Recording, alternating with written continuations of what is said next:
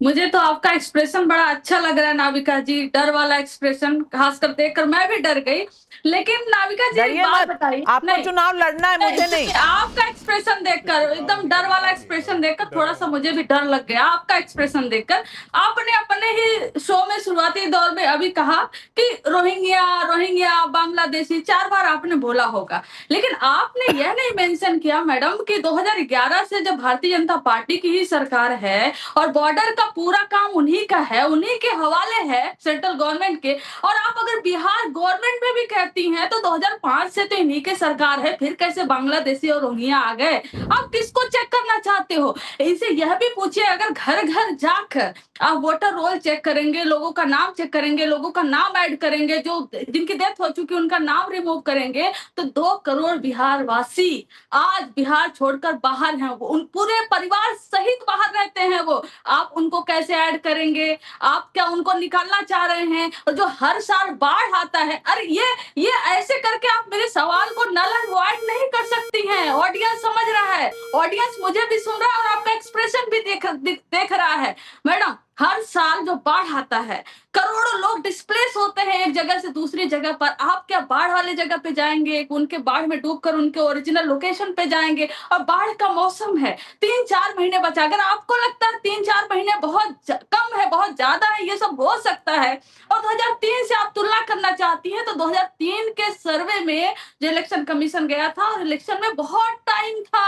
अभी सिर्फ और सिर्फ 3-4 महीने बचे हुए हैं। तो आप भ्रम में इलेक्शन कमीशन खुद को रख रही है, कंचन यादव भारतीय जनता जी, पार्टी को रख कंचन रही है, यादव जनता को जी, रख रही है। मैंने आपको पूरा सुना। सबसे पहले तो मैं ये कहूंगी, राहुल गांधी ने आपके अलायंस में कहा है डरो मत, तो आप मेरा एक्सप्रेशन जो भी है आप डरिए मत, क्योंकि आपको डरना ही नहीं चाहिए। आप कम से कम राहुल गांधी की बात मान लीजिए। दूसरी नहीं, बात, राहुल गांधी की सुधांशु बात तो त्रिवेदी जी, बिल्कुल मान रही हूँ। अब कंचन यादव नहीं, जी, सुनिए। अब कंचना जी, आप बोल चुकी ना, अब थोड़ा सा अपने शो में मैं भी बोल लूं।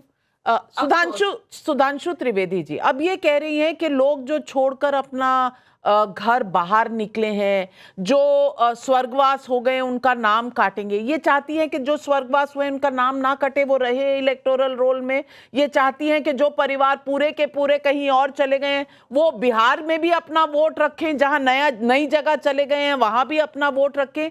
ये चाहती क्या है मेरी समझ में नहीं आया। अगर आपकी समझ में आया है तो इनके सवालों के जवाब जरूर दे हम दीजिए। क्या चाहते हैं वो क्या जवाब देंगे? आप हम क्या चाहते हैं आप हमसे पूछिए। नहीं देखिए, नहीं, आप तो कह चुकी, आपने तो लंबा लेक्चर दिया, नहीं, मैं आपने टेक्निकल लंबा लेक्चर दिया, और मेरे साथ जितने दर्शक देख रहे हैं, मुझे अगर समझ नहीं आया तो मैं उनकी तरफ से पब्लिक के सवाल उठा रही हूं। अब आप इत्मीनान से बैठिए और जवाब सुनिए। बढ़िया। देखिए, टेक्निकली इन्होंने कहा अभी कि 2 करोड़ लोग विस्थापित हो जाते हैं बाढ़ में। अब बिहार की आबादी 10.5 11 करोड़ के 11 करोड़ के आसपास। मतलब आप ये कहना चाहती हैं कि 1/5 ऑफ द बिहार डिस्प्लेस हो जाता है। काम तो सही हो और मैं इसलिए कहना, 2 करोड़ अब देखिए, एक बिहार और से कितनी बात बाहर थी। नौकरी पर चले जाते हैं या प्रवासी बन जाते हैं, ये कहा उन्होंने। अच्छा चलिए, अब ये भी बात सुनिए। उनके मुंह से स्वयं निकला 2 करोड़ बाहर हैं, और तेजस्वी यादव जी ने वादा किया था कि 20 लाख नौकरी देंगे, तो बेचारे 90% तो फिर भी बाहर ही रहेंगे। तो ये सरकारी नौकरी देकर तो समाधान नहीं निकलने वाला है। आपकी बात से ही मान लिया 20 लाख अधिकतम नौकरी देंगे ना। वैसे बिहार में कुल सरकारी कर्मचारियों की संख्या 23 लाख है, मतलब 75 साल में 23 लाख हैं, और आप कहते हैं 20 लाख हम एक बार 5 साल में दे देंगे। पहले तो यही बात हास्यास्पद लगती है। फिर अगर 20 लाख दे देंगे तो 2 करोड़ में 20 लाख घटाइए, कितना हुआ? 1 करोड़ 80 लाख बेचारे तब भी बाहर रहेंगे। खैर, अब मैं सिंपल सी एक बात कहता हूं, इतना बता दें हमारे सारे विपक्षी, क्यों नहीं वो इस बात के लिए तैयार हैं कि आधार से लिंक कर दिया जाए वोटर आईडी कार्ड को पूरे भारत में, और एक बार पूरी तरीके से पहचान हो जाए कि कोई व्यक्ति किसी दूसरी जगह जाके फर्जी वोट बना ही ना पाए। बात खत्म। जैसे फर्जी राशन कार्ड बनते थे, 5 करोड़ फर्जी राशन कार्ड थे, खत्म। जैसे प्रधानमंत्री जी ने डायरेक्ट बेनिफिट ट्रांसफर किया, तो जो लोग फर्जी आइडेंटिटी कार्ड बना के तकरीबन 1 लाख करोड़ रुपए से अधिक खा जाते थे बीच में, जो राजीव गांधी जी ने कहा था कि 100 पैसे में 15 पैसे पहुंचता, 85 पैसा जो हाथ में पहुंचता था वो खत्म हो गया। तो क्यों नहीं इस बात के लिए तैयार है? मेरे विचार से अगर इनको इस बात को लेकर जरा भी संदेह है तो ईमानदारी से आगे आना चाहिए, कहना चाहिए क्लियर कट व्यवस्था बना दीजिए, एकदम ट्रांसपेरेंट कर दीजिए, भारत के किसी कोने में बैठ के कोई भी व्यक्ति वेरीफाई कर सके, उसका आई कार्ड देखा जाए और तुरंत बता दिया जाए। तो नेशनल रजिस्टर ऑफ सिटीजन पर क्या विचार है हमारे विपक्षियों का, बता देना चाहिए। और बगैर एनआरसी के जरा ये तरीका बता के बताएं कि पूरे भारत के वोटर्स का एक सिंगल चैनल वेरिफिकेशन कैसे हो सकता है, जरा ये भी बता के जाए। मनोज काका जी बहुत मुस्कुरा रहे हैं, अच्छा है मुस्कुराना चाहिए, लेकिन मनोज काका जी सवाल क्या है आपका? मैं पूछना चाहती हूं, अभी तो 2027 में समय है, आप अभी से ही बड़े चिंतित लग रहे हैं। नहीं नाविका जी, आप दोनों बात कहेंगी तो कैसे चलेगा? आपने अभी कहा मुस्कुरा रहे हैं, तो मुस्कुरा रहे हैं तो इसके मायने तो यही है कि हम प्रसन्नचित्त हैं। मैं मुस्कुरा इसलिए रहा था कि भाई ने बहुत बड़े भाई हैं हमारे सुधांशु जी, और बहुत वैचारिकता से और बहुत चतुराई से झूठ बोल रहे थे। इन्होंने एक आध शेर शायरी का, एक शायरी और है कि झूठों ने झूठों से कहा है सच बोलो, और घर के अंदर झूठों की एक मंडी है, दरवाजे पे लिखा हुआ है सच बोलो।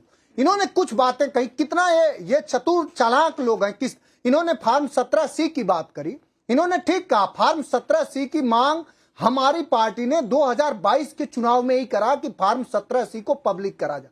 लेकिन साहब फार्म 17C को इलेक्शन कमीशन ने, जिसका आप बचाव कर रहे हैं, आप हैं तो भारतीय जनता पार्टी के, अगर जब इलेक्शन कमीशन से सवाल हुआ तो उसका कोई अधिकृत व्यक्ति आना चाहिए।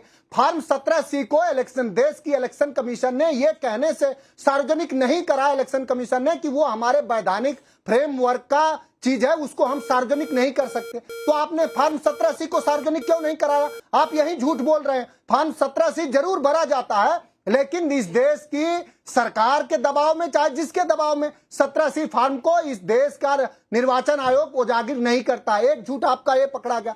आप तेजस्वी पे जा रहे थे 20 लाख नौकरी का, 20 लाख 2 करोड़ में से 20 लाख घटा रहे थे। इस देश में सबसे ज्यादा नौकरी देने का भाषण नरेंद्र मोदी ने दिया साहब, 2 करोड़ प्रति साल। 11 साल हो गए, आपने देश के सदन में कहा, उसी सदन में जिसके आप सदस्य हैं, कि हम 7 साल में हम इतने सालों में 7,20,000 दे पाए। मैं आपसे जानना चाहूंगा कि 11 दूना 22 करोड़, 22 करोड़ में से जरा 7,20,000 घटा के बता दो कि कितने लोगों के साथ आपने झूठ बोला।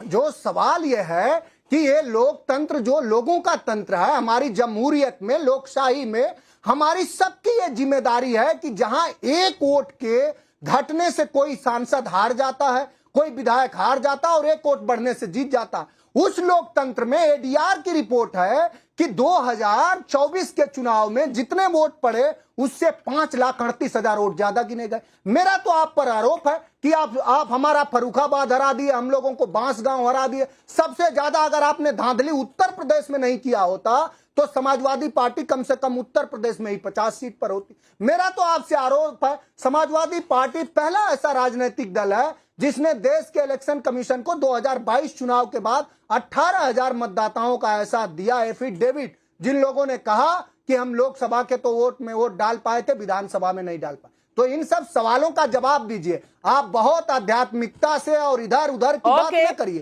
सवाल होता है उन सवालों दे रहे हैं सुधांशु जी, जवाब दे रहे हैं। सुधांशु जी जवाब दे रहे हैं। सुधांशु जी, ये सवाल हैं कि बंद ही नहीं होते, और पब्लिक के भी कुछ सवाल हैं। नरेश चौहान नीमराना राजस्थान से पूछ रहे हैं, अगर वोटर लिस्ट से फर्जी वोटर हटाए जाते या समय समय पर उसका रिवीजन होता है तो इसमें गलत क्या है? For more of such videos, do like, share and subscribe to ET Now Swadesh.